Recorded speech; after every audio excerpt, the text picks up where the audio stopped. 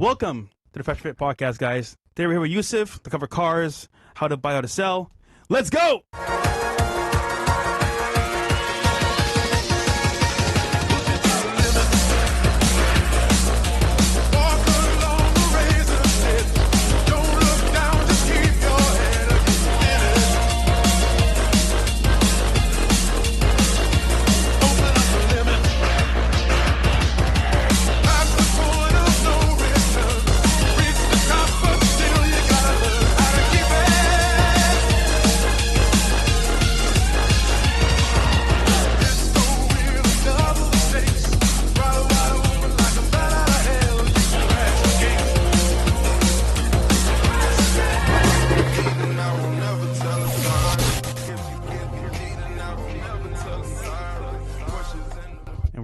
We're back, fellas. Any updates currently for you? I know we got stuff coming this week.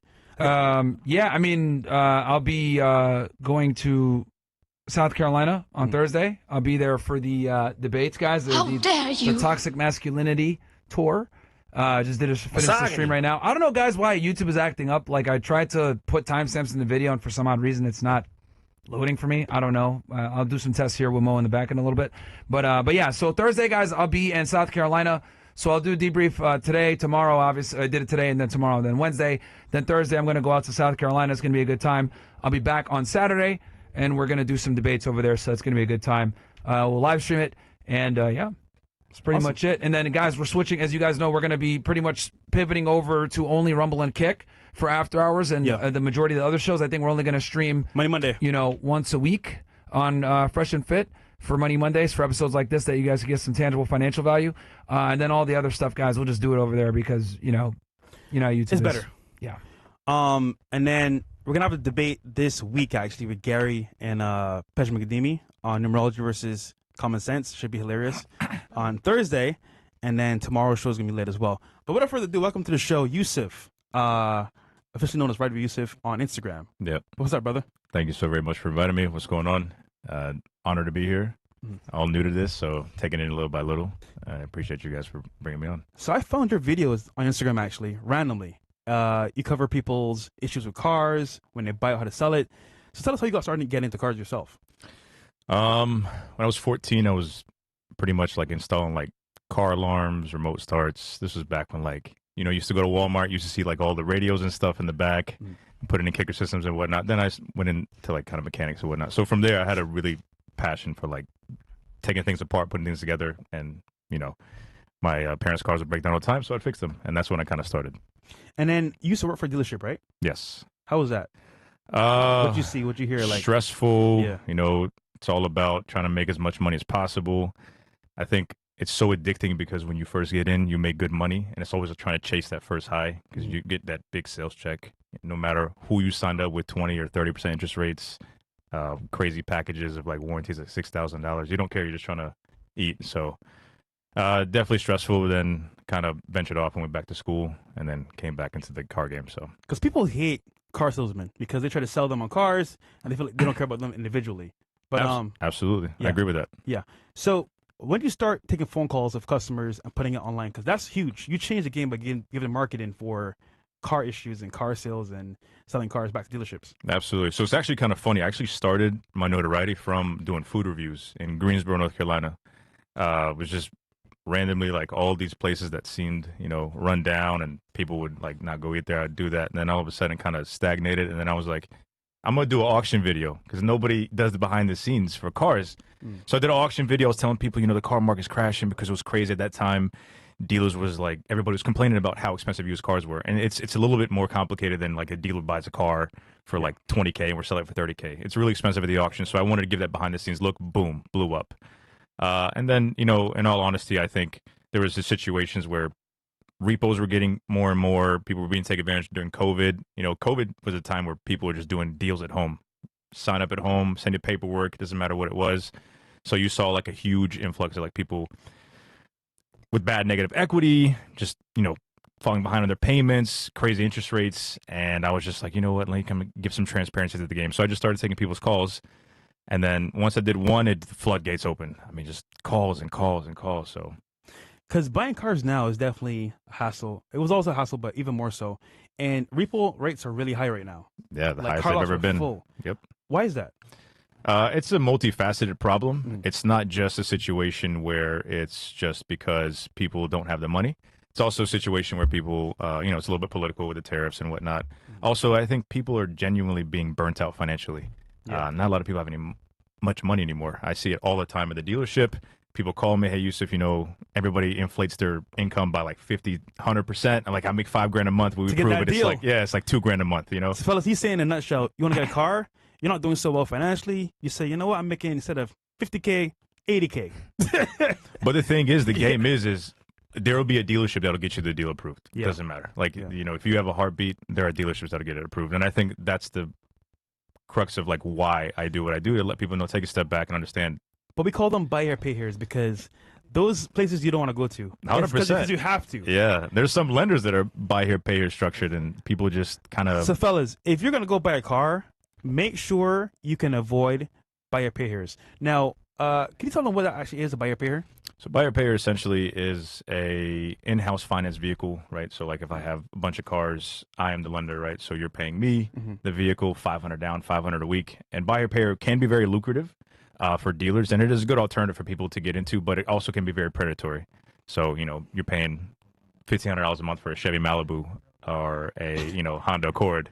So, bro, my first car in America, I had no credit, right? I'm new to America, but I need to get from A to point B. I'm at Pembroke Pines, going to Boca Raton every day. Toyota Camry, 1992, 140K miles. The car is valued at 4K from them. I put 1K down. My payment is 450. No, I like 550, right? Which isn't terrible. But my boy's driving a Mercedes that year for 400, and I'm like, damn, I'm paying 550 for a Toyota Camry. He's paying 400 for a new Mercedes. And I think that's sort of the issue with people. They don't have a game plan. They just get stuck with what they get. Like, for instance, that was an option for you, but then eventually you went into a better option that was like, holy crap, a Mercedes is cheaper than what I was paying for a Toyota. So I think that's just you were implementing a strategy to say, this is going to be temporary, and I'm going to get into a better situation. I had a plan because getting the car was one thing, but paying off that year was the whole plan. 100%. So paying off in full, getting on my credit score that was paid. Yep. But imagine I'm paying more money than my boy's paying for his Mercedes. So buy payers are definitely only if you have to.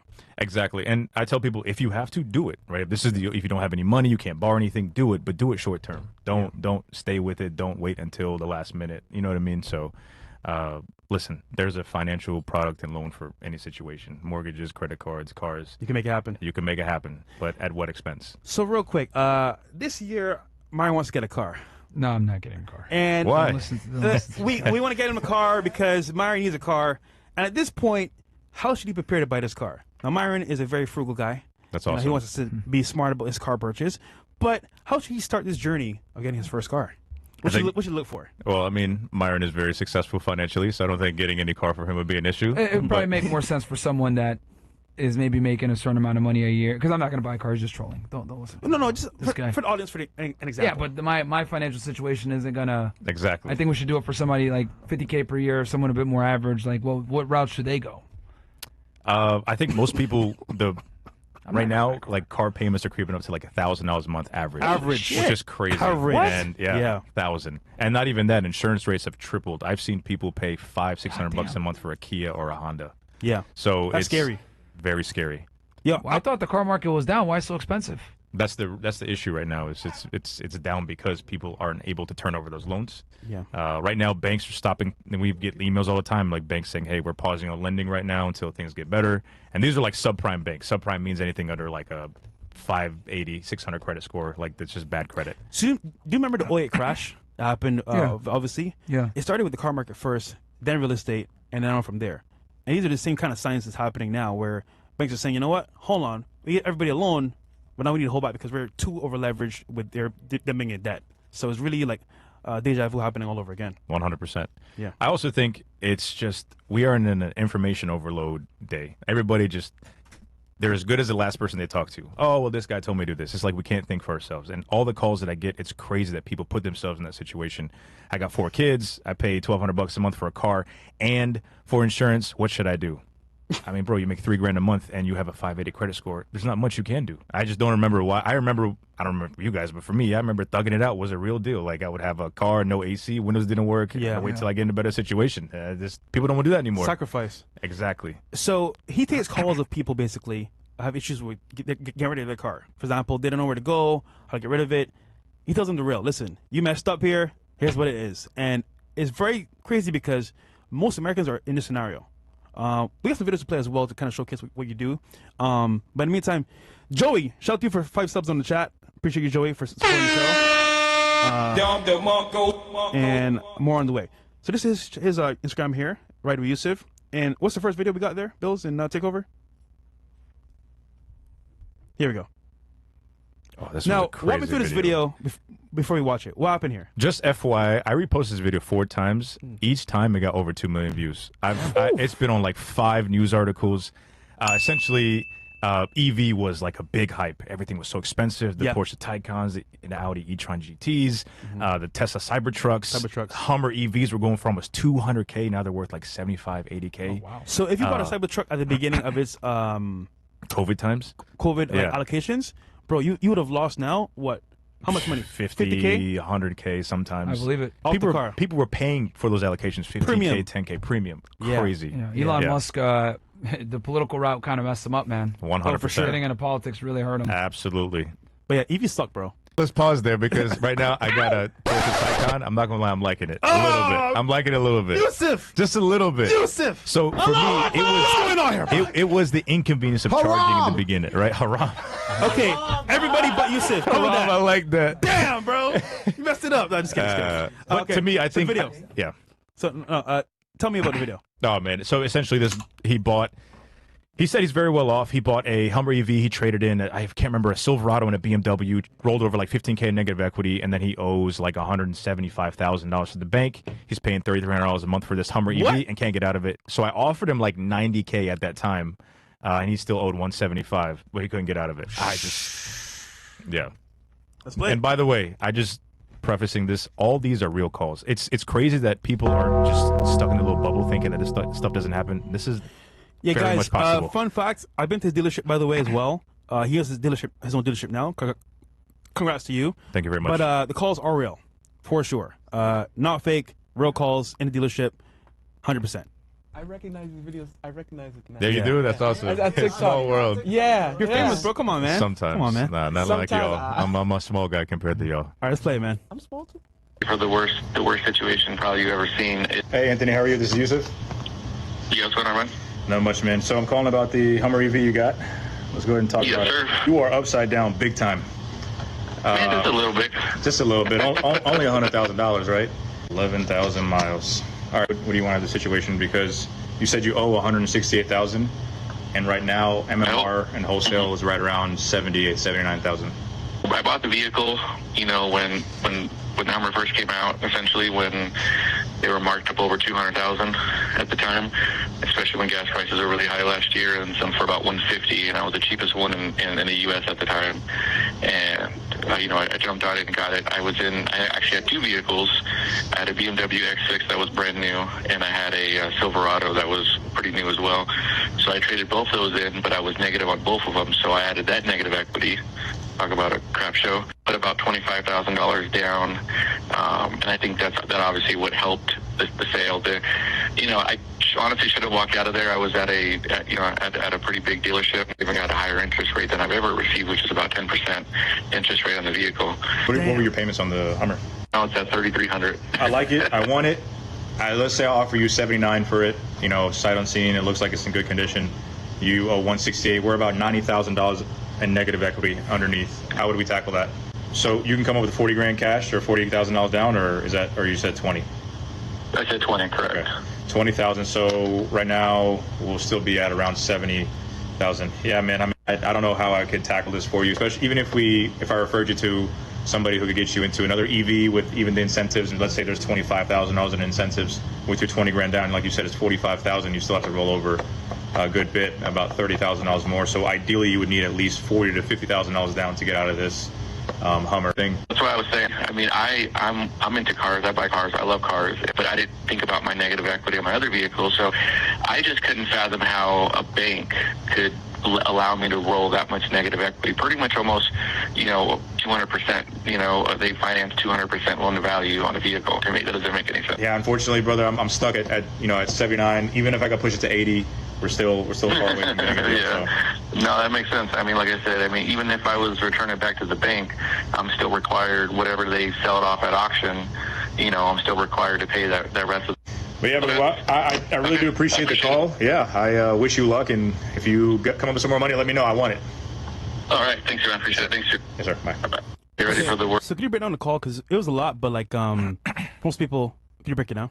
Sure. I mean, at the time, it was very easy to book loans. Banks were just buying. They were scared. The economy was down. People weren't, shopping around. They're like, you know what? Let's just buy. Buy. Banks were buying deep. They were buying any deal they could buy.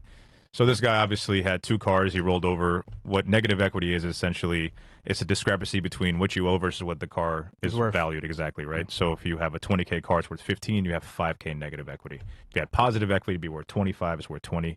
So he had about 15,000 in negative equity. The bank allowed them to roll over. They were changing their underwriting guidelines so they can go up to like 150, 160% loan to value, which is very scary. Also, real quick, what is a rollover for most people here? Average, I see probably $10,000 to $12,000 on a typical deal. And that just means that he's rolling over equity from one car to another car. Yep. So negative equity. And that's what's cyclical about the rolling car over game. negative equity to another car. And then what happens is then that negative equity rolls over into another car. So it just keeps you poor, right? It adds up. Keeps you stuck. Exactly.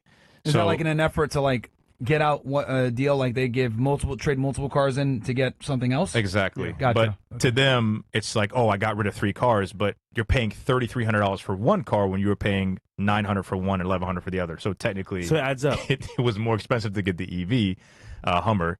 So okay, gotcha. Like they end up paying more monthly, even though they might have more equity on paper. Absolutely. I see what you mean. Yeah, Okay. Exactly. So they think they're consolidating their cars by getting one car, but they ends up being more expensive. So in this situation, I'm pretty sure I went up to 90. Maybe they cut that part out, and it's always get reposted, so you got to change it up when you're ever reposting it. So yeah, I mean, at one part, I don't know if I put that in the video or it got cut out, but he literally blamed the bank. He was like, I don't know why the bank would give me this loan. He was just now. Yeah, he was saying I don't know how the hell I even got the loan. Listen, I know car dealers and car salesmen get a bad rep, finance managers, but by law, there's like 50,000 pieces of paperwork you sign, and in there's a truth in lending form that breaks down your payments, how much interest you're going to pay, what's your finance amount, your finance charge. You can look at it and say yes or no. It's just a lack of education. And that's why I have these videos, and that's why I have the advice videos for people to become more educated. And I've got a lot of positive feedback. People are like, hey, Yusuf, watch your videos. I didn't buy the car, whatnot, but there's still a lot of work to do. So here's the issue, right? When you sign up for an app and there's an agreement, scroll down and hit I agree. Same thing with buying a car. No one reads that shit, bro. But it's pretty big letters. I do this all, it's literally hold on. They should read it, but they don't read it. 100%. So then when you go buy the car, you're like, oh, I got a new car. Happens to everybody, and then you're fucked. But also, it's this instant gratification thing we're all used to, because at the end of the day, when you go to a dealership and you really want this car, you don't care what it's going to cost. Yeah, you don't care. You know what I mean? Okay, you said 29%. You said, I can make it work. You think you can make it work. At the end of the day, all you heard was, I got you approved, right? Or, yes, we can do the deal. That's it. That's pretty much how enticing it is to people. So the repercussions of any financial disaster that comes from that.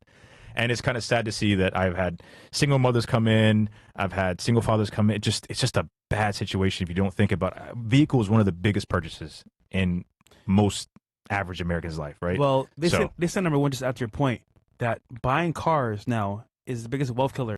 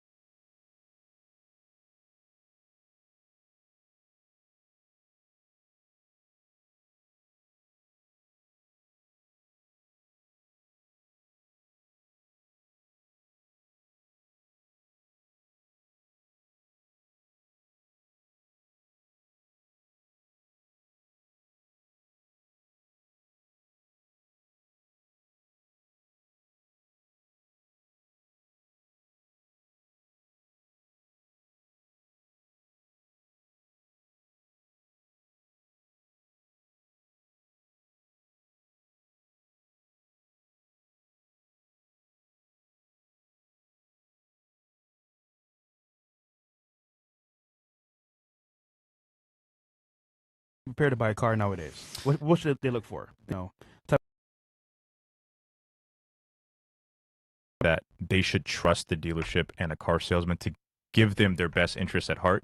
Yeah. I think there's so much information out on the internet, so elementary. Like, it's broken down to like 1 + 1 = 2 for you to go buy a car. I think baseline, understand your credit score, understand your financial situation, and just do your research. Don't take your first option. Just shop the deal. I tell that people all the time. Even when they come to my dealership, at the end of the day, I will sell you a car. I will let you know, like, straight up, like, this isn't a good deal for you. Sometimes most people, like, will still get the car. It's crazy, man. It's just like this whole, yeah. So I think preparing yourself, shopping around, and just don't get stuck with the deal. If it looks bad, just walk away. It's easy. You just walk away and go to a different dealership, go to a different place, and just kind of shop the deal. That's the best way to do it. So I like your content because you show people the other side of the car world where, okay, we can get you approved, all smiles, but there's a dark side where like people get into loans they shouldn't be getting into. 100%. And it could ruin their career, ruin their family's lives. And it's terrible because you got in the car, but you did it the wrong way, you know? So that's always the downside of it. Yep.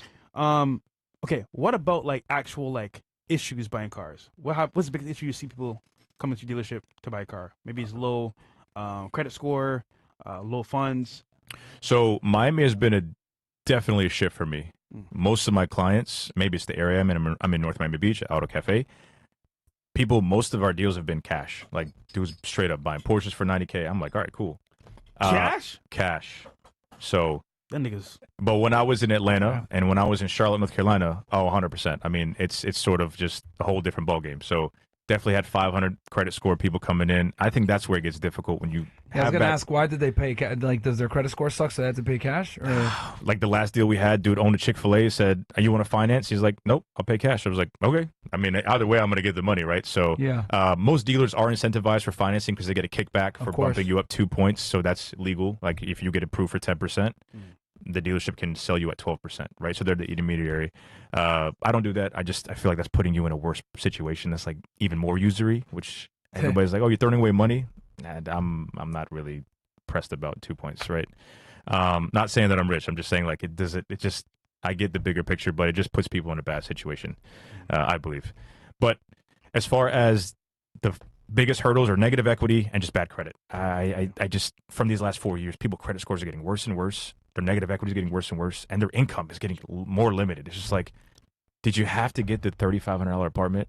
Did you have to get, like, it's just like, like why? Yeah, because when you're running their, because to get them a loan, you probably have to check out what their expenses are monthly, debts or income ratio. Yeah. So now they don't do the whole like fake pay subs thing. Now there's like software like TurboPass and other like software out there that'll literally comb through your bank statements to verify income. So they'll see things that are being pulled out.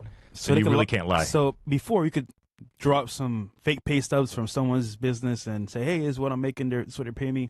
But now you put in your information to your account and they log in, they can see everything. So you can't lie now. Yep. Question for you. Yeah. This question's been asked for ages in the car world. I don't even know why they would lie about, like, why lie? Because you're going to, at some point, even if you get, you lie, you get the car, now you can't afford it. So it's like, but then they hide the car. I think in general, people lie about everything, right? I mean, especially when it comes to your guys' podcast, you guys see people that put on a facade and then they never keep up with it, right? It's just trying to get the best first impression, like, oh, you make $5,000 a month. And like with us, it's like, all right, we're going to see, right? Yeah. So, yeah. So the question is, what's better for people to do now? Lease or finance a car, and why? It definitely depends on your situation. I think leasing is a great option for people that are changing out of vehicles all the time. Just understand you're basically renting a car. Yeah. And then there is an interest rate attached to a lease. It's called a money factor. So a money factor is, if you have good credit, you have a low money factor. If you have bad credit, you have a bad money factor. Also, it's mileage dependent. I think there's a lot of myth that like you can't have a lot of miles at lease. You can buy it before, even during.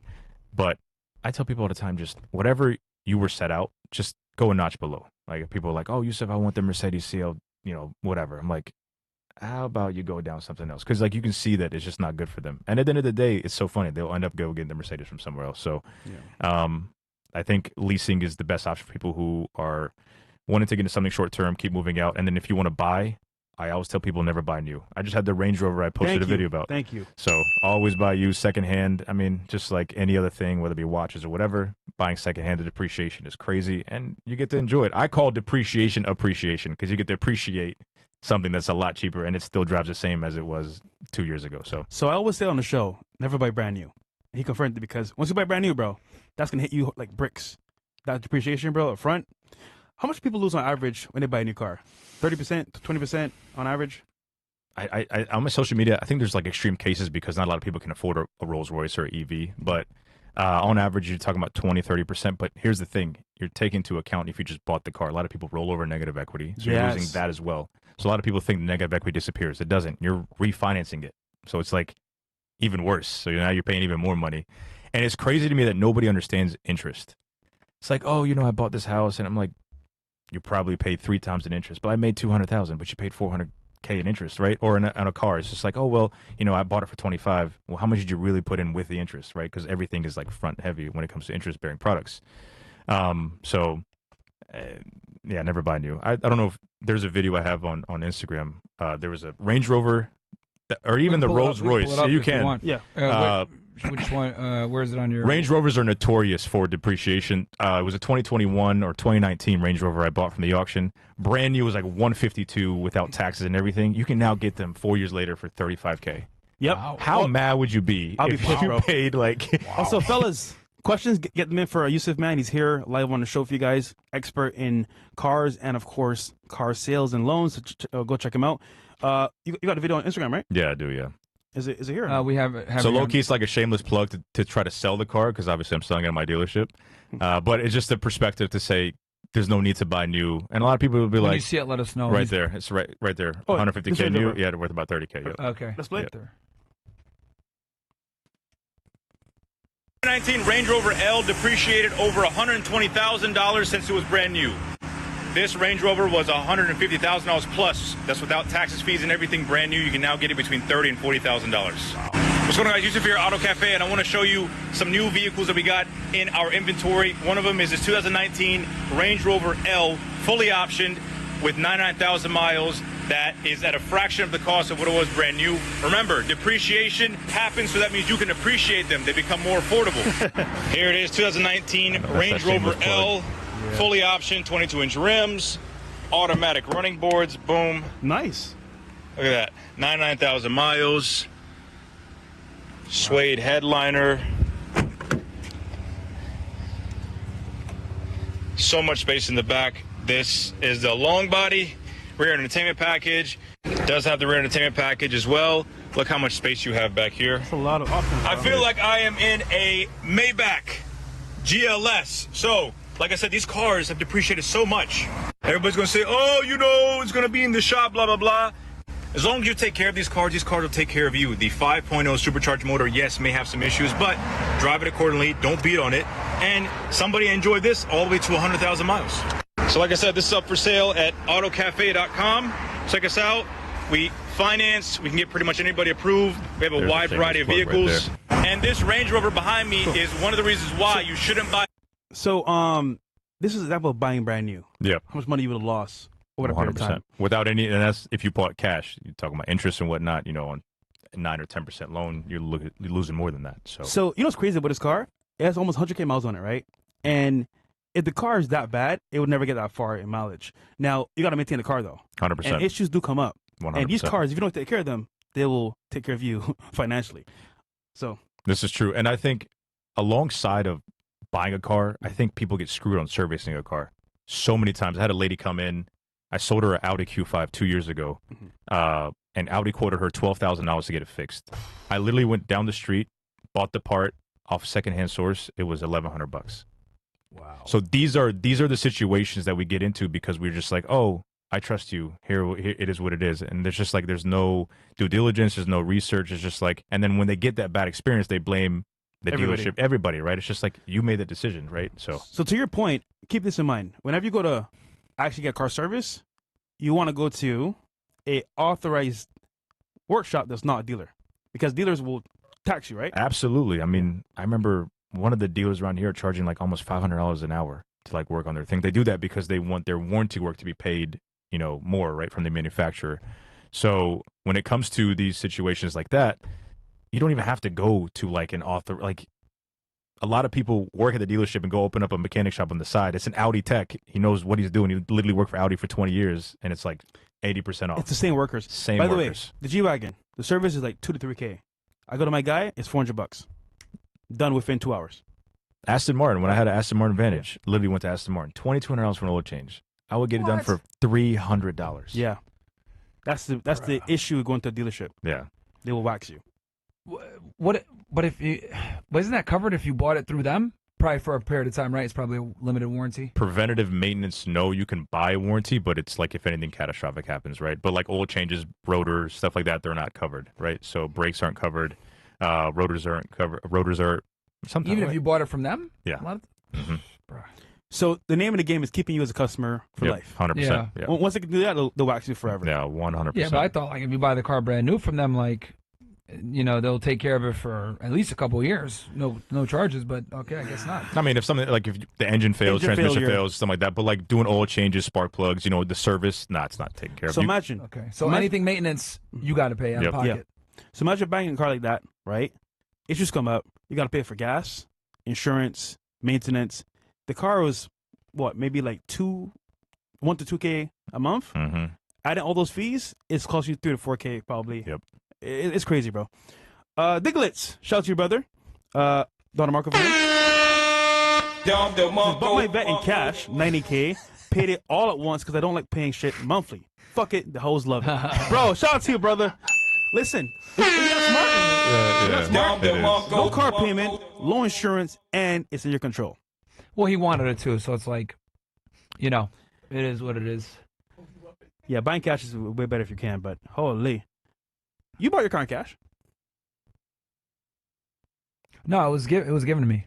What kind of car do you have, Myron? It's a 2002 Honda. My man. You got it for free? You're still rocking my the dad gave it to me. 2002 Honda? With the backup camera. That's awesome. Yeah, my dad gave it This to me. is who you guys should be learning from about financial. Like, why am I on the show? Myron has it all. Yo, 2002 Honda? But here's the thing. I don't know shit about cars, so like, you know, this is where you come in. Because let's be honest here, bro. A lot of these guys are not going to do what I do. They want a new car. They want to be able to get one. So For sure.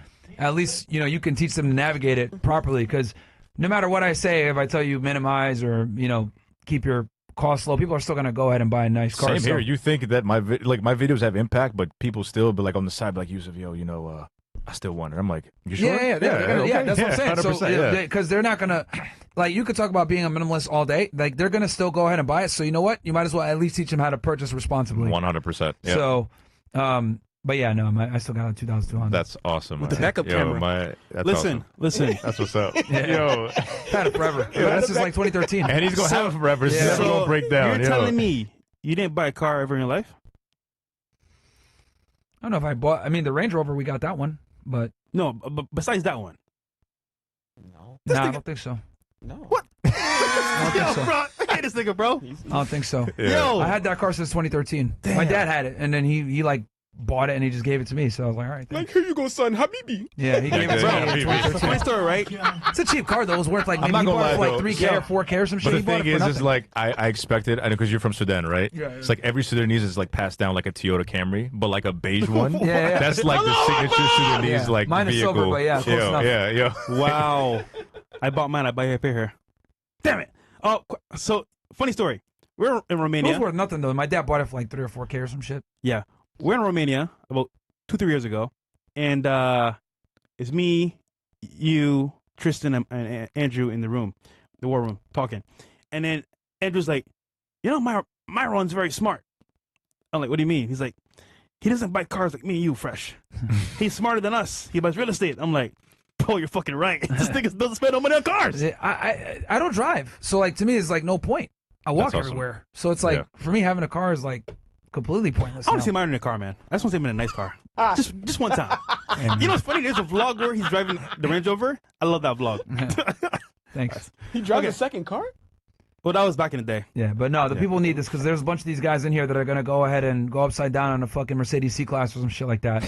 So at least, you know what I mean? Yeah. There's, like our BMW 3 Series, like it's that entry-level luxury. Luxury cars, that's hilarious. Yes. Entry level, so at least you can like educate them on how to properly procure one without fucking their life up. 100%. Yeah. Because guys, I've made mistakes in the car market myself. Yusuf knows about them as well. And if I can help you even 1% to not lose money, like I did a little bit here, then I did my job. You know what I'm saying? Like Absolutely. we did our job here. You want to tell them your top 3 mistakes you would say you made? One, buying cars, but buying for the payment, not the exit. You know what I mean? Yep. So I was looking at car payment only.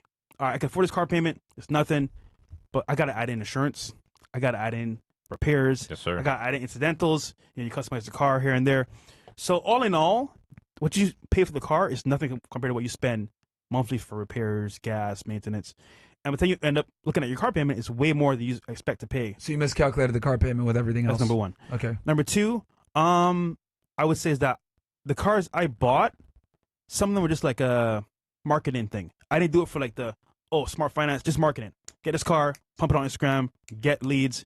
Actually, give us some new deals. But it wasn't really, like I bought the car for the finance part of it, just the thrill of it. You know what I'm saying? For the marketing. Gotcha. And then three, I would just say maybe buying a more usable car. Because sometimes the Lambos, they weren't very usable. Like daily. It's not a daily use car. I would daily it though. I would delete SVJ, delete SV. There's nothing wrong with that. You bought it. Yeah, I know, but like it's not smart though, bro. You know what I'm saying? The mileage and stuff like that. But other than that, I didn't do too bad. But I did mess up a little bit. What would you say are the top three? Because you probably see this at an exponential level, but selling cars. What are the top three mistakes you would say people make when purchasing vehicles? It's like a complicated question because you know why? Every time somebody tells me their mistake, has to do with their boyfriend, girlfriend, husband, wife. It just turns into this whole. It's like it explains where they are at in life, right? Like, I bought this Honda. I'm trying to get rid of it, but it's in my ex-boyfriend's name. It's like they bought that car to mend relationship or whatever. You know, it's just like aligning yourself with someone else in the purchase, right? Exactly. Is a big mistake. Okay, yeah, 100%. That's a good tip right there. Yeah, 100%. So like somebody here probably is thinking about buying a car for their girl. Now they'll think twice. 100%. To your point, never put your name on a girlfriend or boyfriend's car if you're a girl, because that will guarantee that if they mess up, you got to pay for it. Or not even that. Don't ask your mom or your dad, because sometimes I get calls from like mothers saying like, yo, my son put, this car in his name. He's renting it out and now he can't afford it. Now it's messed up my credit. I can't buy a home. It's like so sad. I'm like, yo, why would you do that to your mother? Damn. Or your father? Hellcat, Audi. I just posted an Audi video where a dude was 17 years old, put his mom in the picture, paying $2,000 a month for RS7, him and a group of people renting cars out. Guys, Turo is dead, renting cars out. Only specific group of people can do it, but it's not replicable. If it was that easy, everybody would do it. Yes. Definitely cooked. Because people they finance on a personal level. There's not a business mentality behind it. It's like, all right, it's $400 a month, I can rent it out, and then they don't know Turo takes like 50% fees, it's not well thought. There's no remember proof. everybody was, and their mom was doing Turo like 5 years ago. There's no proof of concept anymore. You got people that'll go buy 9 cars off the bat, and they're like, yo, I'm paying like $10,000 a month. How you doing that making $5K? And they're like, oh, well, 2 was repoed. I had a guy had his car repoed while it was being rented out. It's on my Instagram. It's crazy. What? Yes, it was a Mercedes C300. He bought 3 cars to rent out. He bought a course from somebody for like $5K. I don't call no names. I don't call no names. $5K. Oh shit! And then all of a sudden he said, I did it, and then it wasn't worth it. I'm like, I don't know what to tell you, man. There's nothing I can do. And people look at me like, unfortunately, with all the calls and everything that comes, people can look to me as like, therapist. Yusuf, therapist, and then also, Yusuf, can you pay $10K more for this car? I'm like, dude, it's a business. What am I going to do with that car? Genuinely, I'm like legit thinking of like switching over from a car dealer to like just straight like what's that guy's name that does all the debt stuff? Dave Ramsey. Dave Ramsey, because everybody jokes about it. You could be the Dave Ramsey of cars. Cars, yeah, 100%. But it's so funny. It's not just a car thing. People are also like in high credit card debt. So it's like that manifestation of that vehicle, high interest rate, whatever. You can bet your bottom dollar they have high credit card debt. They're paying crazy like rent on their, and a lot of people are from Miami, from Atlanta, from DC, from New York. It's just crazy what they put themselves into. It just blows my mind. I just had a fucking idea, bro. Yeah. You should do a podcast about this shit. Nah, I need a every system. Monday. This is legit. I need a podcast like every this. Monday, bro. You should do a finance talk or something. So basically, people come to you whenever they're upside down on their car. Yeah, and I will tell you 100%. And unfortunately, there is no way out. Like, you're stuck. And I tell people all the time, just weather the storm. Like, okay, your car's repoed. Build the next 2 years. I don't want to. I need to get a Mercedes. Like, it's genuinely that trying to crazy. Buy a new one after getting repoed? Yes. It's like the rebound is like right there. I need a Mercedes. Hey, like, Yusuf, how can I go to a Honda after a Mercedes? Genuinely, these are people say to me. I'm like, wow. Hold on. Tell him what you told me about people buying cars now. He bought cars that were affordable price, good cars, no issues. 100%. People said, "Fuck those cars. Give me the Mercedes. Give me the B." I'm like, bro, this is what you could afford. Look, data never lies, right? So I get a lot of, what I buy at my dealership typically comes from what sort of feedback I get from people. Like, oh, Yusuf, you don't have any Hondas, Toyotas? I sell more Beamers, Audis, and Mercedes. Not to perpetuate the problem. At the end of the day, like, it's my business. Like, you don't have to buy from me. And I tell people all the time, like, you're not, just because somebody runs your credit, you do this, you can still walk away. When you see $1,100 a month and you know damn well you're making $2,500, you should walk away. Yeah, so... Because that 1,100 doesn't even account for everything else. No insurance, no nothing. I can't believe people don't do the biggest tip I tell people all the time: shop your interest rate. It's crazy. Credit unions are demonized. Like, go to a credit union. Number two, interest rates for insurance rates. I've seen people pay $400 or $500 a month and that's associated with the vehicle. If you finance a car, you have to have insurance. If not, they're going to force insurance on it, which is even more expensive. Yeah. So, I think it's just a lack of education, instant gratification, and just people thinking they're so entitled. The worst customers are bad credit customers. They're 500 credit score, but they want to be treated like they got an 800. You know what I mean? Like, oh, I want to get the Mercedes. Like, bro, you have a 500. What the hell am I going to do? Well, Yusuf, this dealership, then go to them. Like, why are you here with me? Because you can give me a better deal. No, I can't. I'm sorry. Like, I can't do it. Yo, what's that race of people? It's a mix, man, to be honest. Okay, moving on smartly. We're comedians, by the way. Oh, my God. That was a comedy cool. skit. That was comedy skit. yeah. Yeah, bro. Okay. Any chats here, girls? Want to go through? See what the people saying, what the chat's saying. Money Monday, fellas. Of course, get your car, life in check. Don't do anything stupid. While Be we're smart waiting for the about it. comments, the craziest video I just want to, because before I forget about this, was a lady who moved from Miami, went down here. I think she was doing OF or something. I can't remember.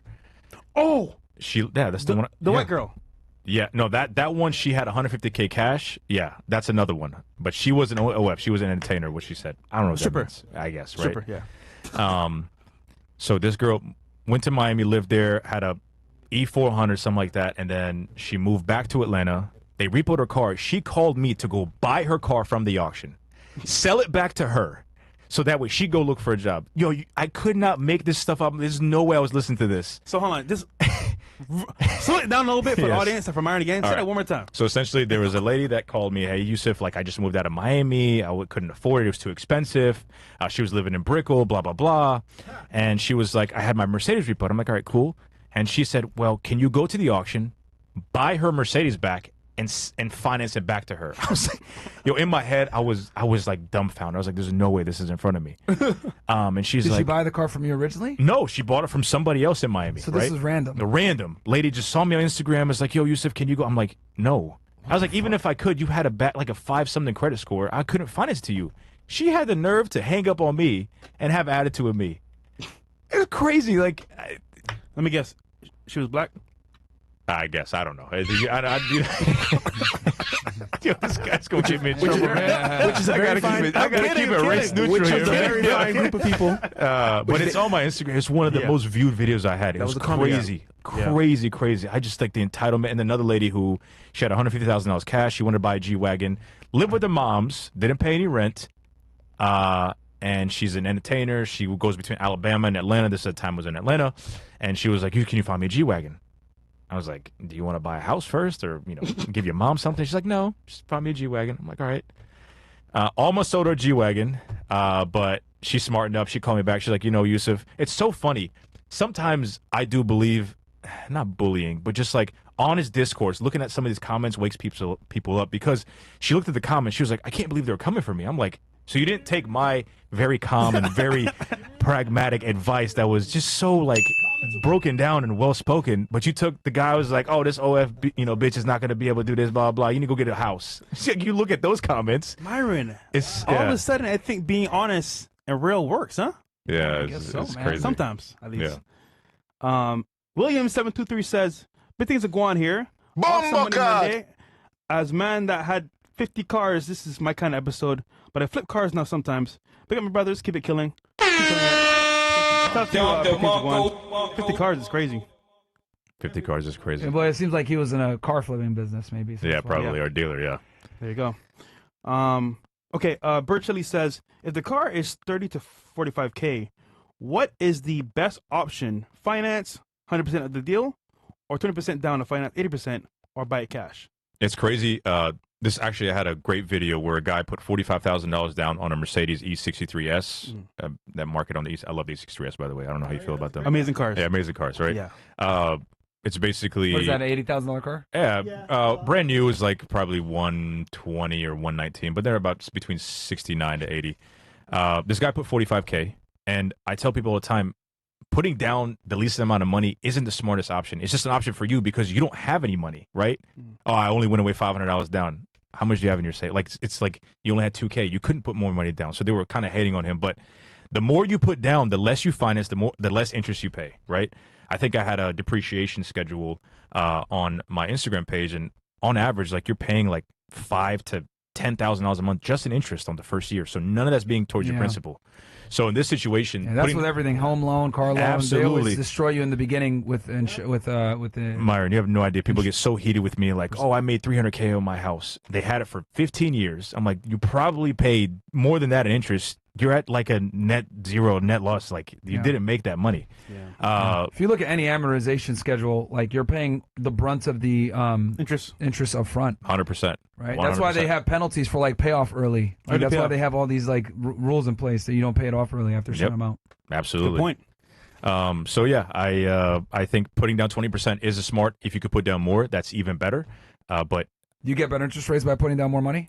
Sometimes you do, but the issue is also when it comes to the amount financed, the dealership wants you to finance the most amount so you can get a bigger kickback from their rate jump. And I tell people all the time, you can ask for that, what they've got you approved for. It's called a buy rate versus the contract rate. You can ask for that. Some dealerships won't give you that. If they don't, just go somewhere else. So go to credit union, Navy, Fed, Navy Federal, USAA, Space Coast in Florida. All these guys are offering 5-6%. Yes, 6% interest, and everybody's like, "I want to get it done at a dealer." Dealers giving you 15. Like, yeah.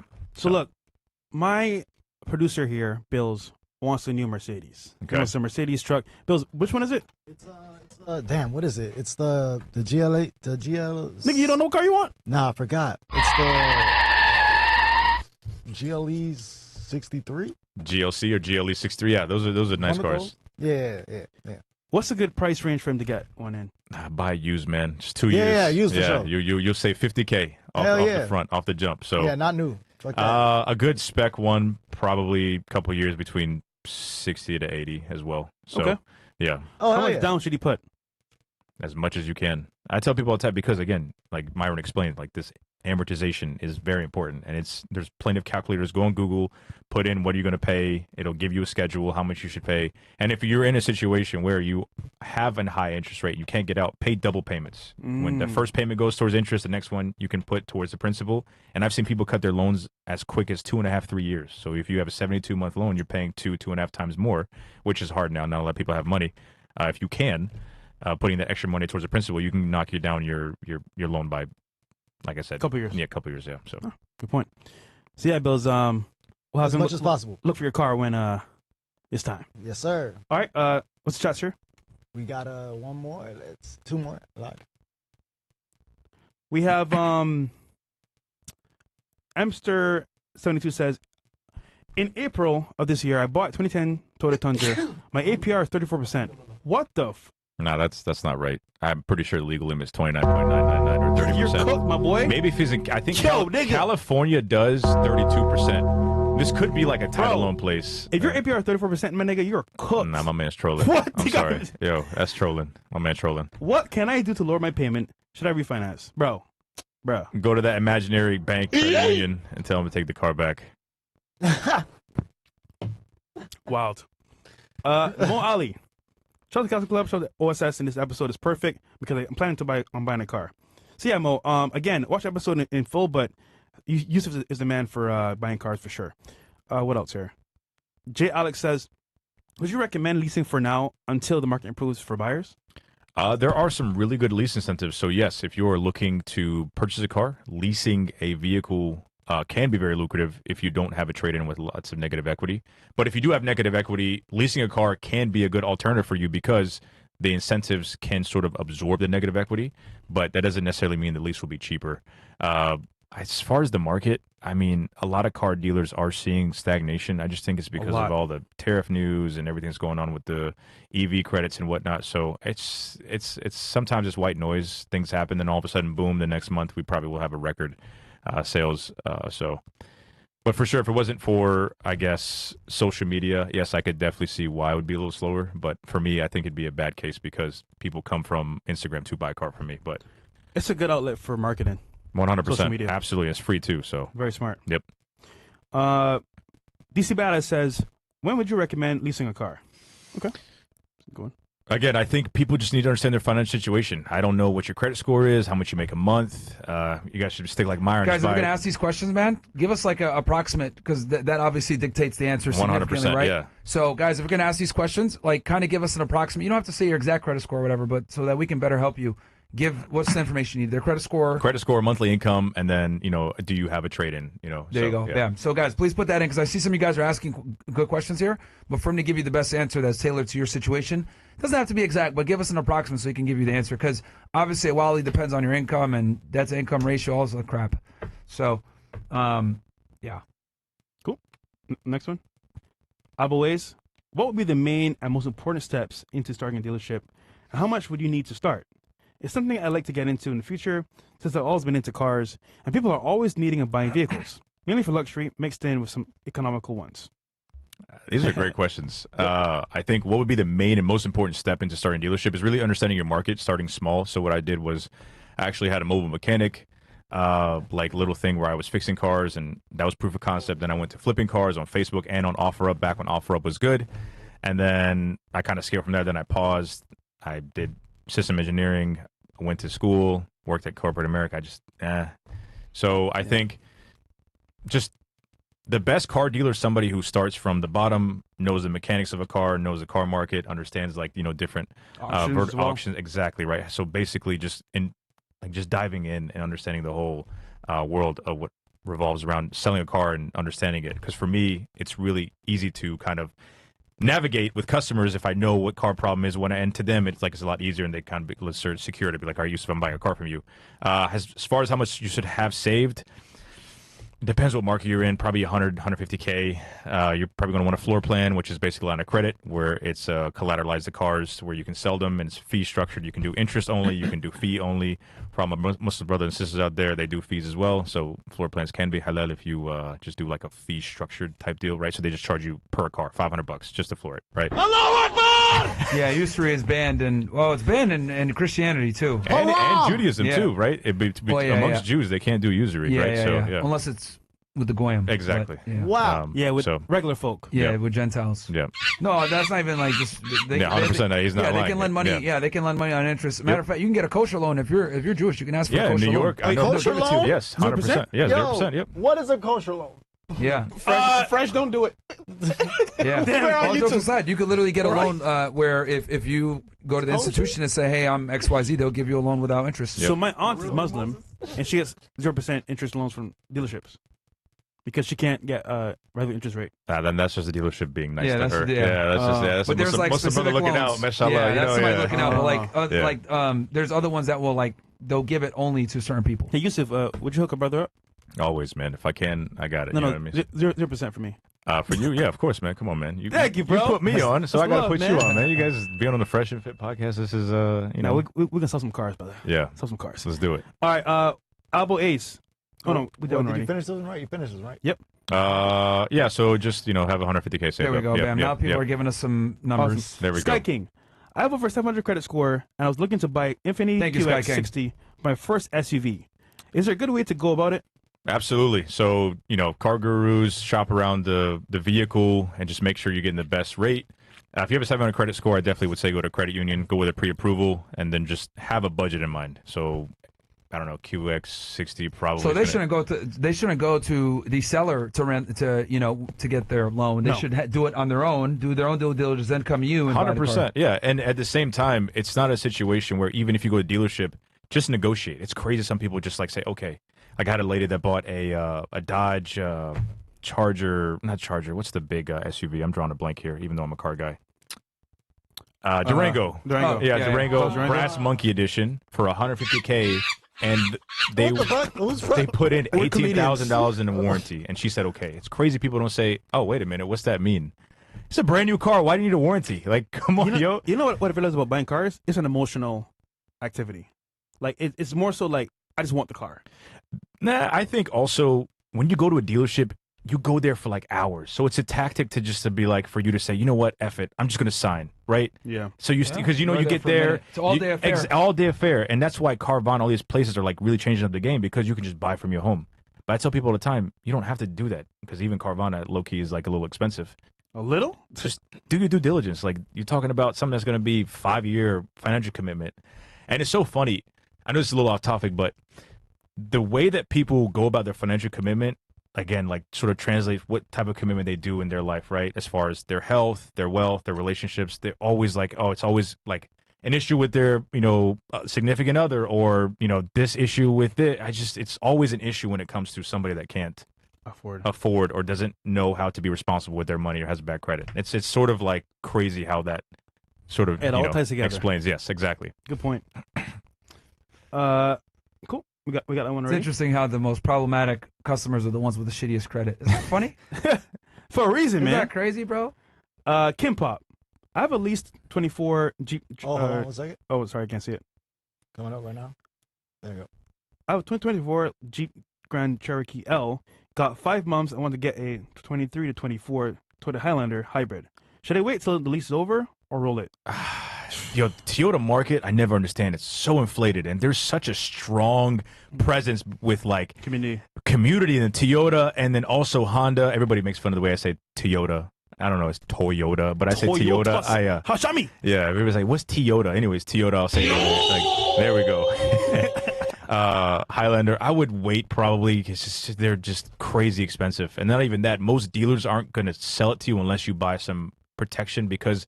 With these cars, when we buy them, we don't make a lot of money on the front. Front end gross means like you're making $5K profit. You buy it for 30, sell it for 35. Gotcha. Most of them are either losing money or making $1,000, but they're banking on making 15K on back end, right, from like the finance, the contract, the gap. So I would wait it out. Oh, that's so good. What you just did there. The money's made from the financing. Yep, 100%. That's what it gets you. Yep, financing. These bastards. Oh, all in her mouth. All in her mouth. What the fuck? I'm not a car guy. I'm planning on buying a used car at the end of the year. My budget is around 7K to 10K. How do I know I'm not buying a lemon? And if you got some tips to know if it's a lemon, can you drop them? Okay, that's a good question. Yeah. What's a lemon? A lemon is basically a bad car, right? Okay. So it's a car really that seems to be good, right? On the outside, It's then. like, it's like you buy a watch, but it's fake. Yeah. Wait, is it fake or bad? It's terrible. It's almost like a fake. You can call it a fake car because it's not even I don't know. functioning. Sometimes there's fake watches not that aren't functioning. bad, right? Like I It's know not some people that buy So fake basically, watches. it's a car so that looks good on the outside, but Exactly. it actually has a lot of mechanical Yes, problems. exactly. There you Okay. go. There you But go. with lemons, people can just go literally take an hour, go get a PPI, pre-purchase inspection. You can take it to Meineke, you can take it to any place. Oh. Now, that will scare some people because at the end of the day, the mechanic is doing their job by inspecting it, and then they obviously want you to fix those problems, so it's going to be an inflated repair bill.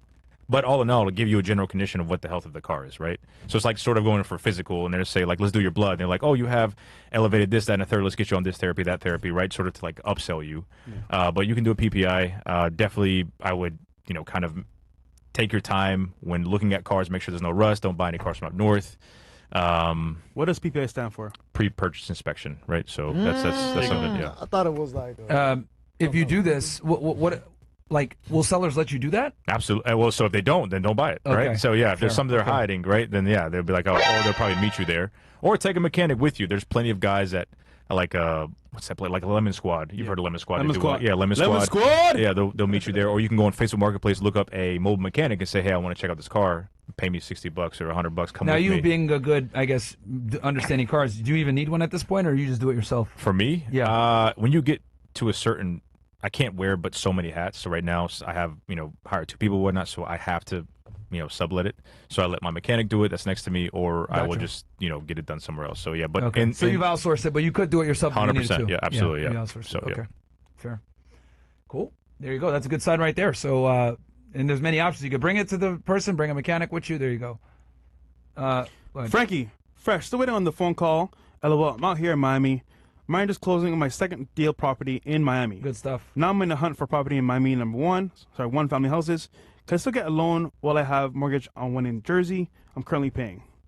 Yeah, you can always get. I think you get up to 10 mortgages by Fannie Mae, if I'm not mistaken. But just remember that getting it as a landlord versus like buying it as someone that's going to live in it's going to be different. You're going to have different mortgage terms.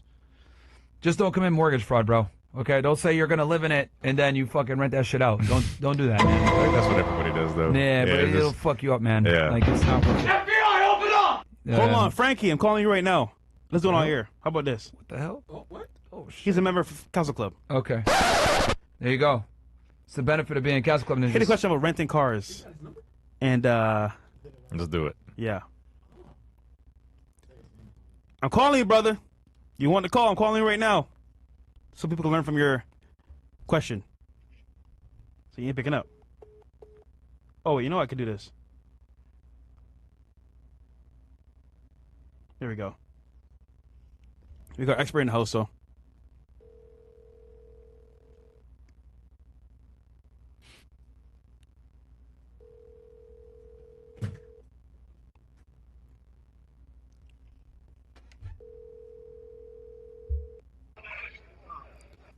Yo. Hello? What up, bro? Hello? This Fresh. What's going on, man? Hey, Fresh, what's going on, bro? So we're live on air right now, bro. We're live on air. Don't say anything crazy. Okay. Give me your question that you wanted to ask me. I got my boy Yusuf here. He's an expert in car worlds and for car rentals as well. He knows what's going on. So what's the question? Hey, hi, how's it going? Anyways, I'm at the gym, so don't mind me catching my breath. But so hey, Yusuf, my name is Frankie. So I just got into business with my dear partner and dear friends, and so I invested pretty much $20K. There was another dealership. It was Well, anyways, no matter what the point was, so there was a deal going on. I wanted to we're gonna get a Benz truck, and he had it for $20K for pretty much $20K down, but automatically he sold. So I mean. I just wanted to pretty much, expand and see like what other deals I could find. Even if I have to put a little more, if I have to put a little more in case, like, because I'm trying to start a car rental business. This is something all new to me. Fresh gave me a little inside of it. How the roles, obviously the bad side of it. With people crashing and everything, all this stuff. But he pretty much convinced me, so I'm just trying to get like a little more ideas and pretty much some deals out there. See, like, what's best for me. So he said he's putting 20. I didn't hear the first piece. He said he's putting 20K down on what? Yeah, 20K down on what, Frankie? Well, at one point it was, like I said, it was for a Benz truck. At one point it was. But what kind of Benz? That deal was already gone. It was from another dealer. It was Fresh had him at his podcast, a while back. But I forget his name. I even said it in the, live call. I just got so much in my mind. But he had him in his podcast. So but yeah. So what's the question, bro? Because we're live right now. Okay, so the question is that I just wanted to see like what are my options, with that kind of, especially that this is all new to me. Like, is 20K down is something good enough to start, or if I have to pretty much expand my enterprise, putting a little more. So, I just want to see like the upper side of like what deals will I actually get. Are you only renting out one car? Well, I wanted to start a car rental. Right, but yeah. So are you starting with one car? Is what you're saying? Well, at Fresh told me that for best like to get 3 or 4 cars.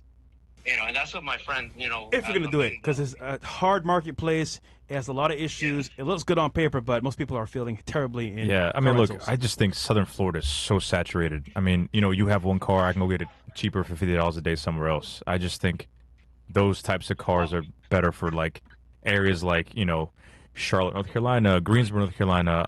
Just areas where people don't really see these types of cars, right? Yeah. But in any case, if you do want to go forward with it, I definitely think do proof of concept, buy one, have a cushion for maintenance and whatnot, and then also shop for business insurance. I think most people that rent out cars put on either insurance, personal insurance, they get in trouble because people could die and then like, oh, you weren't covered properly, and then now they're facing a lawsuit, this, that, and a third. It's a little more in depth, and I learned this from doing what I did. I went out and bought 9 cars, right? This is when COVID happened, and then I was like, let me rent them out. It was not sustainable. It was too much happening. Even though I'm the mechanic, I'm the guy that understands these things. Like, it was very hectic, and it was like it almost turned into minimum wage work. Even though you see a lot of cash flow, you got it. It just was minimum wage work. So I would definitely reconsider. But if you do it, a lot of people should be doing volume. So buy like a Honda or Toyota or something that's has good resale value, then going to go buy a Mercedes that at $90K, and then 2 years later it's at 40 or 50, and you only made 10K off of it, and you're paying $200 or $300 a month for insurance. So I think it's a game where you just kind of have to like calculate a little bit more rather than just say how much money can I put down, right? You just have to kind of understand what kind of cars you should be renting out and where is it at the bottom of the depreciation curve. Understandable. Like for instance, I'm not really from here. I have family down here. I'm really from New Jersey. And obviously I got New York City, but this whole a little downside to it because I can't really trust those those kind of people, especially from what I hear and what I see. So instead of like just like getting what you said, like an exotic car as a first, obviously, like I'm still, like I said, I'm still learning, but like Fresh mentioned before, like 3 or 4 cars, at least like, if you get a possible good deal, around those areas, because my friend was just talking about, we could, get a Benz, get a chauffeur, like a Tahoe or one of those like, big trucks that are like chauffeurs and all that. But like what Fresh said, at least 3 cars is more understandable. Just to work your way up. I think, especially like where I'm from. Yeah. I think $20K down, man, you're better off buying a house or something, in Pompano or Delray or something, just where a little bit the market stagnated a little bit, house prices are dropping. That I think you'll be a little more comfortable with that than buying a car. Basically, what he's saying is, and what I'm trying to let you know as well, this is a bad business, bro. Yeah. Terrible business. Like right now, especially, it's terrible to get into. You're probably gonna fail more than you actually succeed in this, bro. 100%. Just gonna roll with you.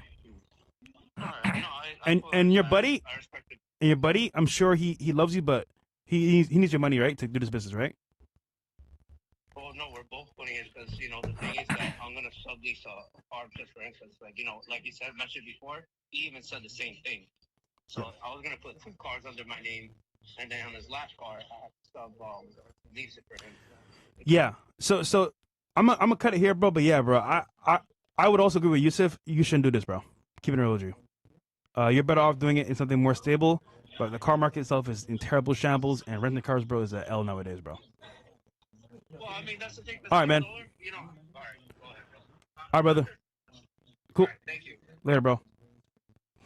Yeah, man. I mean, listen, bro. People see how it looks online. It looks good. It looks really good. Trust me, I've been there. I did as well. It does. And you need systems in place. You need history. You need like a lot of things. And things change. I had a friend that did a whole business on Turo.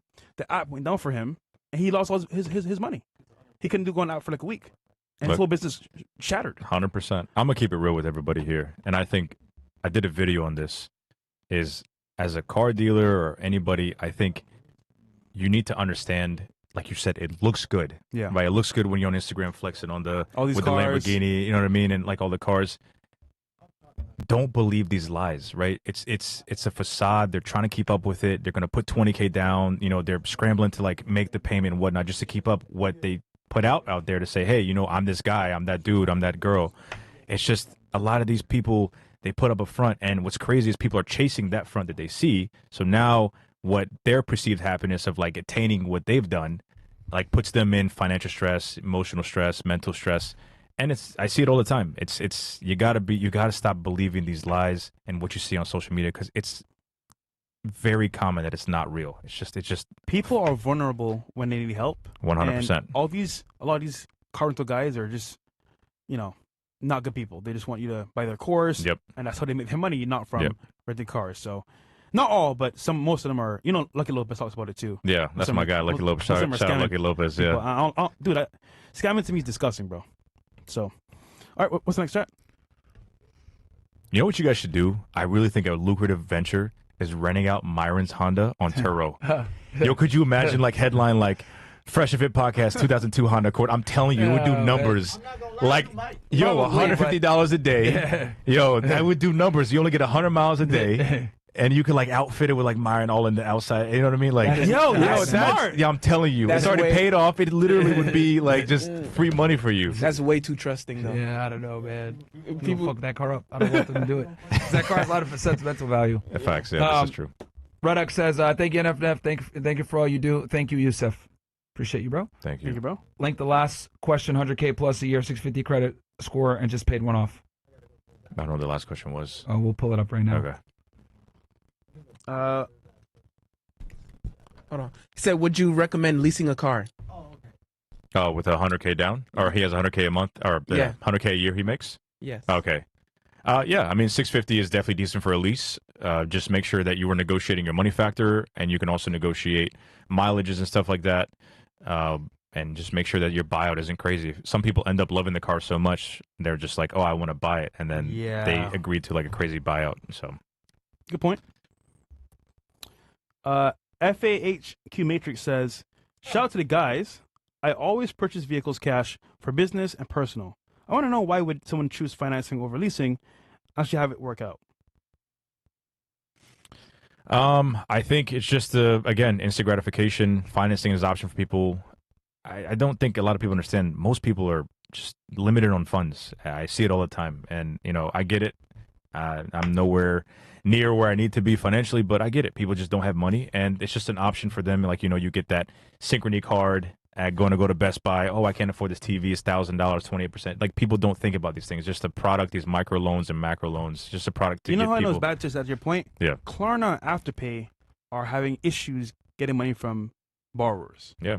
Let that sink in. Yeah. Klarna, which is an Afterpay system, and Afterpay have issues getting money from clients. 100%. So if the companies that are giving people loans to get furniture, to get clothes, to get like tickets for concerts, having issues getting money from their clients, imagine a dealership, a store. Like it's these are bad times, guys. These are really bad times. People are not where they need to be. It looks on social media, but like they're not really where they need to be. So 100%. Yeah. Like I agree with you, and I think you see it worse and worse. I'm not perpetuating some like fear mongering thing to be like, oh, the economy is crashing.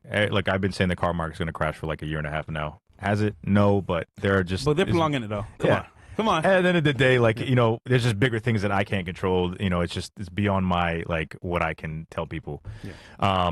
But yeah, I mean, things are getting bad. People don't have money. I mean, the average salary is what, $3-4 grand a month, and people are paying $1,000 for a car payment, $500 for insurance, $1,500 for rent. Like, where is the peace and calmness there? There is none. It's rolling over. So yeah. Yeah, it's tough, bro. Really tough. Any more Charles Bills? Yes. We got about 3 more? Cool. Dem eyes. Myron dropped some major knowledge on his cars there. Money's not in cars unless it's rare. I kind of, yeah. I don't drive, man. So for me, it's just not. I'm the worst person to ask because I don't drive. If I drove more, I'd have probably a different outlook on a car. But I don't drive, so that's why I always keep my opinion out, because I understand that for most people, a lot of people drive all day. A lot of people spend hours in their car, right?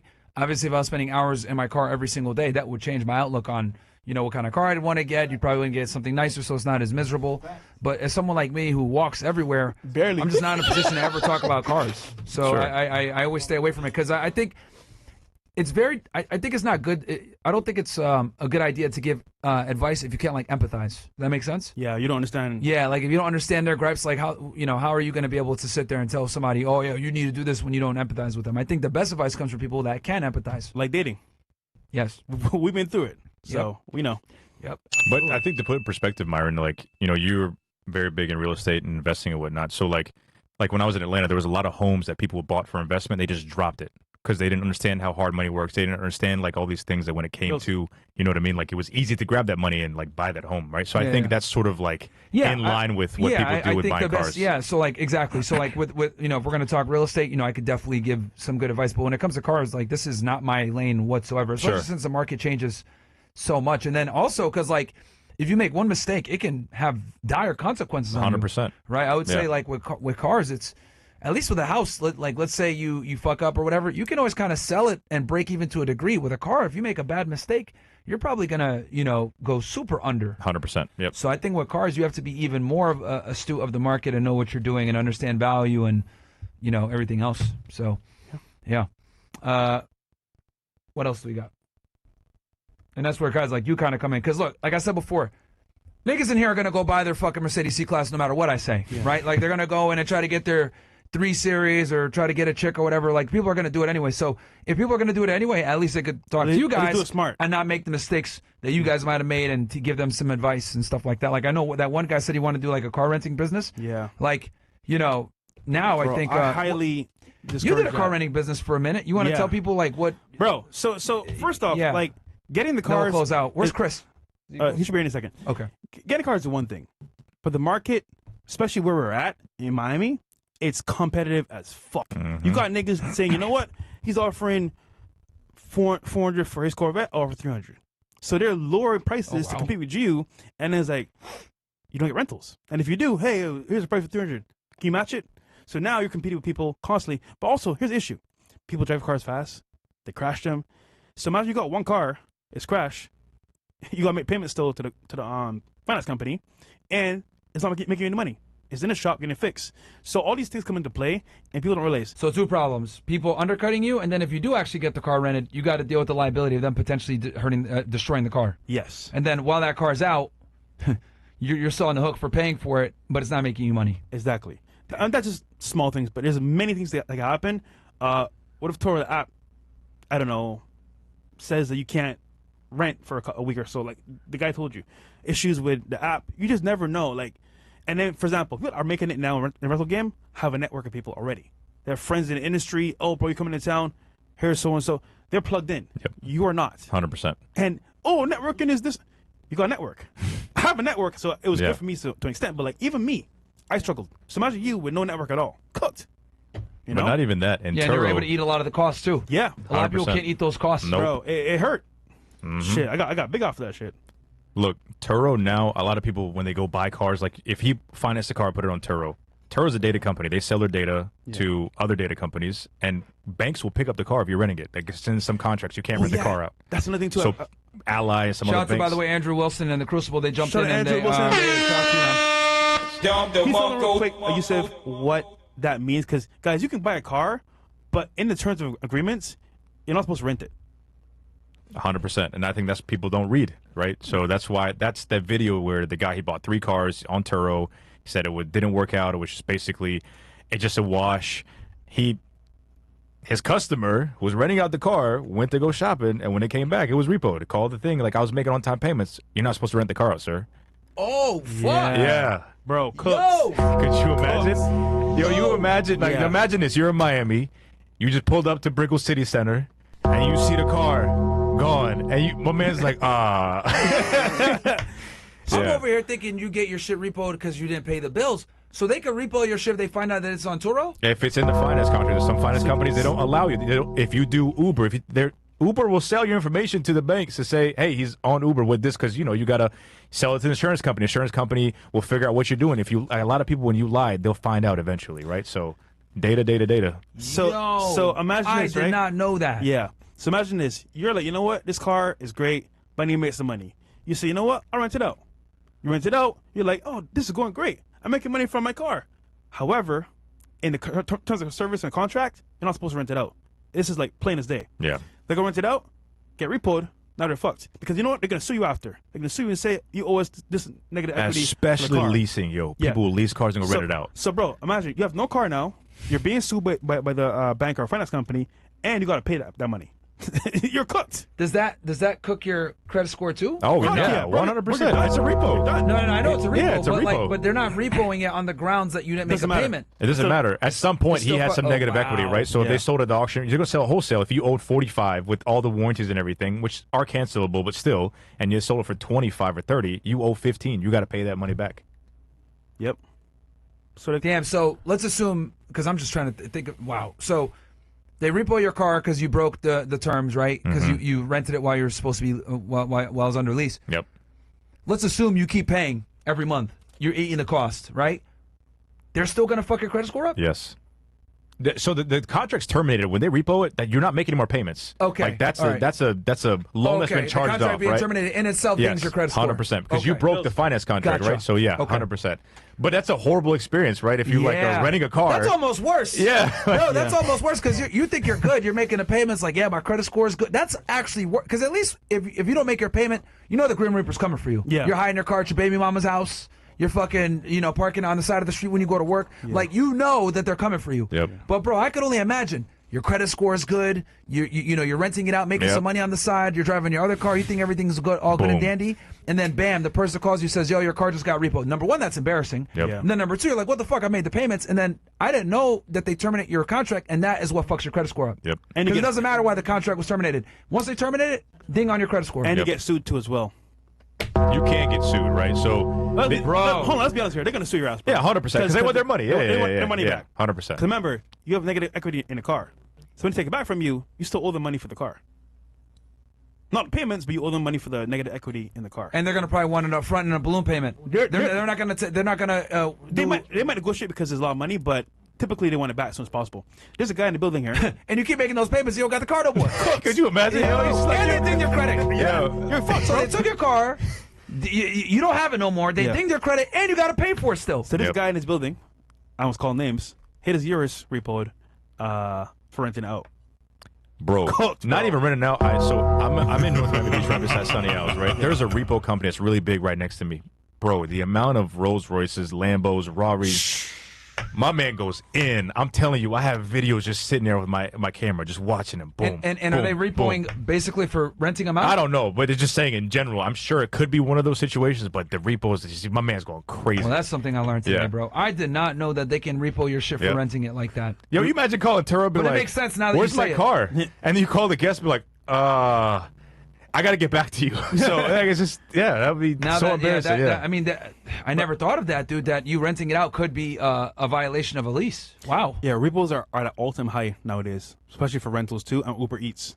Bro, that's the worst, Oh, man, listen, I think that you brought up Uber Eats, man. Yeah.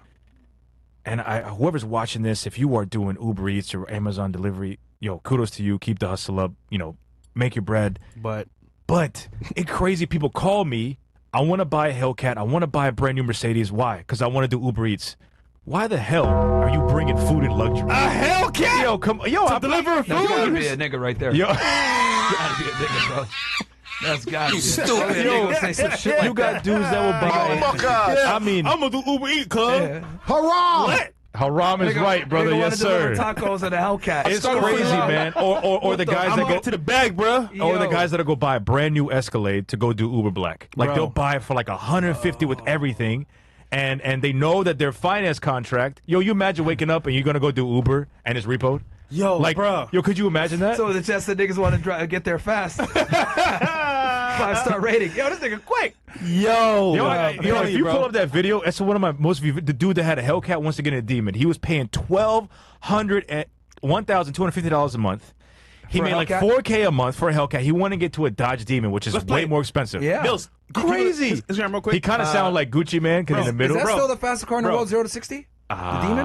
One of them. Yo, bro. I think it's the fastest car in the world. If you're doing a drag strip. He's a YN, right? This nigga here talking. Which one is it? Scroll down. You'll see it like this like YN, I'm sitting in a convertible. Keep going. What is the It's Demon, almost like there. 100,000 or something? Right there. Up, right here. Right there. 1250. Up. That 22% interest rate. Play. Yo. Guys, this is diabolical. On a Dodge Hellcat. Whew, boy. I see that you had that Dodge Demon, so I was. He sounded like Gucci, don't he?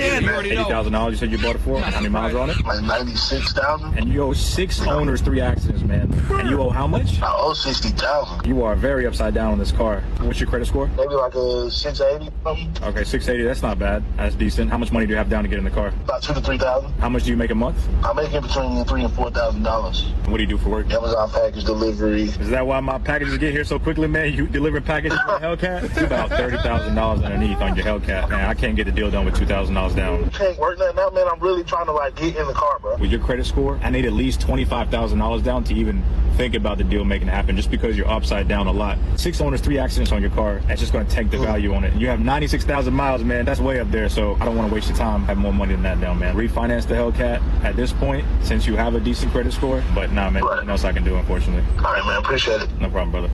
What is the obsession with That's cool. Dodge Hellcats? It's brought Bro, so much bro, financial it's a ninja turmoil. thing, bro. I Yeah, don't it's- know why. It's just, Bro. oh my It's a nigga god. thing, man. Okay, so back in the day, Sneaker wanted a Dodge Hellcat, right? I told Sneaker, listen, bro, you buy this car, you're considered a YN for life. Because, bro, that's the typical car scammers drive, niggas that got low credit, that want to race and be dumb. But the problem is, it's the car you can steal the easiest. Why would you spend $100K for something? I can go get a screwdriver It's a and Target, laptop. too. It's a big Target car for theft. Bro. I saw a video one time. Dudes broke into a Dodge dealership to steal them, bro. Yeah, yeah. And Bro. you know the crazy part? Those cars, police are like, yo, Dodge Hellcat, pull them over. Instantly. Pull over. Yeah.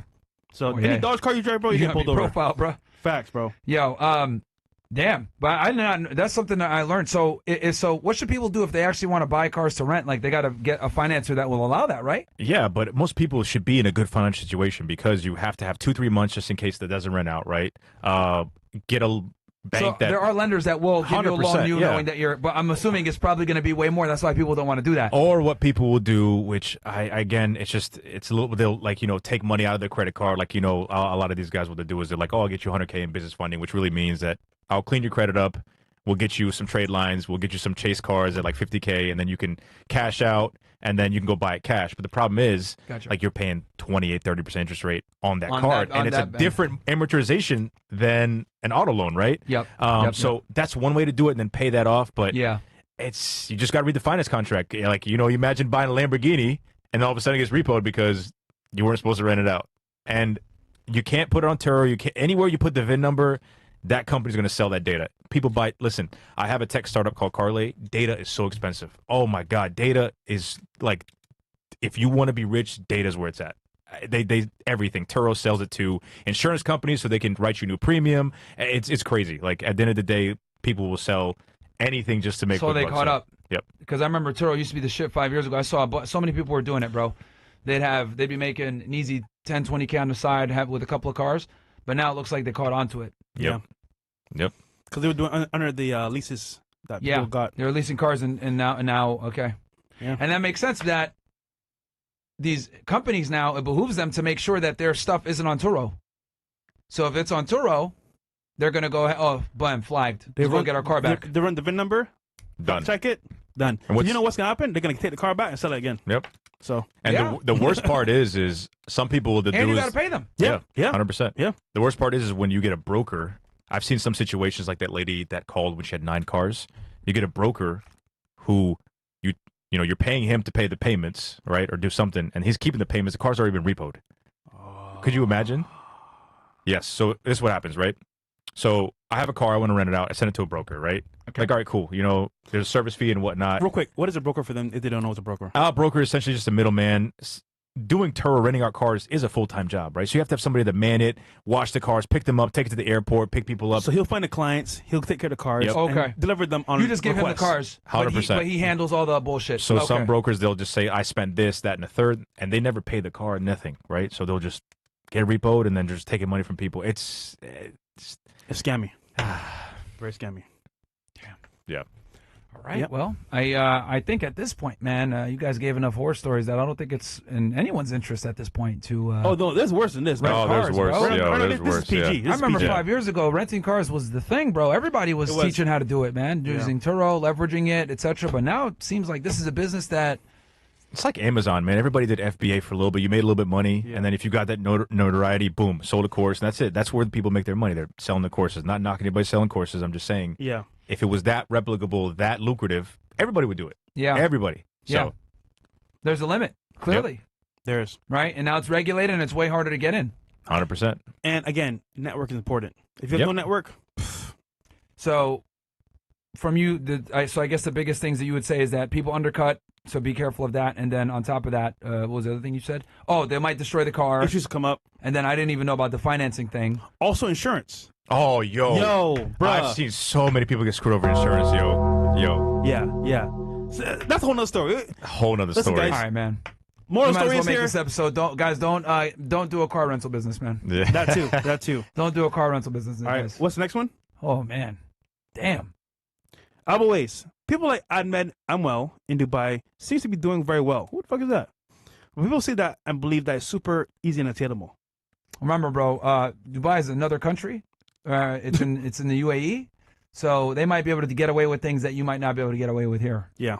And I'm sure lending is a lot different than it is in America, so it might be I don't very easy. I don't even think they got use free. Yeah. I don't even, yeah. Oh, for real? Yeah.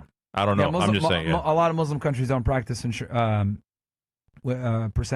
But it's rewrapped in a Interest. very way that seems like it's user. You know what I mean? Like, Yeah. So yeah. I have a 2022 Kia Forte and still love it to this day. And my credit score is 780 at the moment. Stay grinding, boys. All right, That's good what's Mike, up, stuff, bro. shout out to you, bro. My man. Good stuff. D Cyrus says, "Hey, I bought a 22 F50 last November, 53K, and was 69K after interest.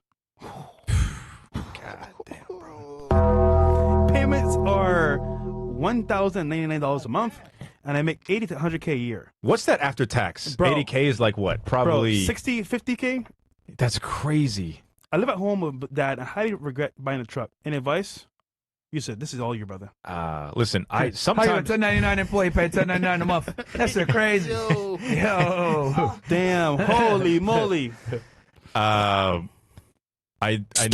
never get this situation where I think taking advantage of living at home means you stack up your bread, right? Yeah. And you don't just go buy expensive cars. That's the only thing that's saving them here. 100%. If it wasn't for that, he'd probably be even more red. So there's an epidemic of guys that are middle class. Their parents are doing pretty okay. They can stay at home and do their job, right? Yep. You're right. They save up money. They go buy a BMW, M4, M5, M3, or Mercedes, and that's their biggest payment. 2 to 3K, maybe 1,500, and that's their claim to fame. However, in this case, he's really is bad because he's stuck in it. How does he get out? I don't know his credit score, so I don't know how he gets out, right? So I'm assuming if he's paying $1,000, so if he 53,000, let's say he bought 55,000, his interest rate's crazy, man. That's like a 25% interest rate. So I need to know your credit score, man. Yeah, okay. D Cyrus, just comment in chat if you have it so we can see it. Amaterasu says, "What's up, guys? I'm 22 with a credit score of 780. Good shit. I own a small landscaping business, which I'm trying to grow. I want to get a second truck to expand. What would you guys recommend to save on costs?" Yeah, I mean, if you great credit score, if you have a business, I definitely would say like you probably start building up your business credit now. So go maybe lease a truck underneath your business name, or go buy a truck underneath your business name. Trucks are a weird one in the market because they hold their value really well, especially diesel trucks, like old school stuff. So diesel trucks will always be where it's at, especially with high miles. So just shop the market, see what you need. Don't buy if you don't need a dually or a big truck or F350, F4. Just don't buy it. Buy what you need and buy within your means. And then once you get the fourth, fifth truck, then you can kind of collateralize and go, because Ford and GMC, they have fleet solutions, right? So you can go buy 3-4 cars at a specific rate. So that's what I would do to scale up. Smarter. All right. Last one here, Bills, or no? Cool. And then we're gonna do after hours tonight as well, guys. Like I said before, we'll start the stream on YouTube as well. But we're gonna guys, get ready to start streaming. Like, get ready. We're gonna go green screen. Yeah, we'll do the green screen crap again. Awesome. But yeah, guys, get ready. We're gonna be streaming on Rumble and Kick for the most part. Obviously, we're segueing you guys, but yeah, YouTube ninjas, get ready. How rare is a black under 100K miles Chrysler Crossfire that is meant 2007? Everything works. Oh man, I haven't seen a Crossfire in a minute, yo. I despise those cars. That's a legendary Pokemon at that point. It is, yo. I don't know. I don't keep at the market with those. I'm not gonna lie. Just like same comparison, I wouldn't even bother catching one. Like, when I was in Greensboro, everybody would put 22s on there, put 2 12s in the back, some kickers. Yeah, that's what it was. That's the nigga starter pack. That was a tax refund package. So yeah. Okay. And then that is it for the chats. Awesome, guys. So great stream today, Yusuf. Thank you for coming once again. I thank you guys for inviting me. You are a staple in the car marketplace. Is adding real value. I appreciate people that because most people can't do this, or they don't want to do it because they want to help people and not care. Well, I preach for them to help spread the awareness. And this was awesome. Like, if people want to hit you up for help, it seems like you help people get out of their underwater situations with cars. So I don't. I think a lot of people I just kind of give them perspective on what they can do better. Unfortunately, I'm limited because a lot of people are just too far gone, right? So I just think it's just these videos are basically foreshadowing for you to say all right, I don't want to be in this situation. Let me buy smarter. But obviously you can check us out, Ride with Yusuf on Instagram, YouTube, all the other stuff. You're based out of North Beach, Miami, right? Yeah, North Miami Beach. Yep. Also, guys, if you want a car at a good price, amazing specs, and great pricing and detail, check out Auto Cafe. I'm going to be working with Yusuf on selling some cars as well for you guys. Yep. Not underwater, no bad deals, good deals as possible, but you should have a good credit score and have some money to put down. Look, if you got bad credit score, we'll get you in a car. Just you got to understand. Me and shout out to Drop Top Paul. I wish he was here. Yeah, Paul. We'll get you into the best thing. He's my partner at Auto Cafe. So yeah, like I said, I'm super excited for our collaboration, and again, it was an honor for you guys to bring me on this podcast and help spread the awareness. Man. I think people got a lot of good information here. So, guys, we'll be back in about 40 minutes or so with some lovely ladies for After Hours. Love you guys, and we'll be back 40 minutes. Peace. Peace.